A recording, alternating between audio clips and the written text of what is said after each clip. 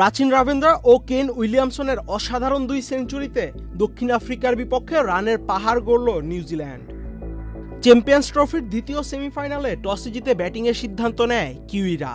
রাচিন রাবিন্দ্রা ও Kane Williamson দুজন মিলে দ্বিতীয় উইকেটে গড়ে তোলেন 154 রানের জুটি।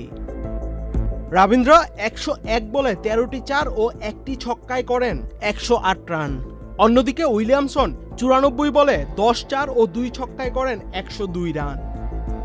শেষ দিকে গ্ল্যান ফিলিপসের 27 বলে 49 রানের কেমিওতে 50 ওভার শেষে নিউজিল্যান্ডের সংগ্রহ দাঁড়ায় 6 উইকেটে 362 রান। দক্ষিণ আফ্রিকার পেসার লুঙ্গি এনগিডি তুলে নেন 3 উইকেট।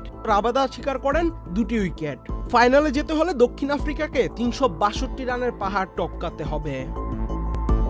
লাহোরের এই পিচে দক্ষিণ আফ্রিকা যদি এই রান চেজ করে তাহলে অবাক হওয়ার কিছু থাকবে না।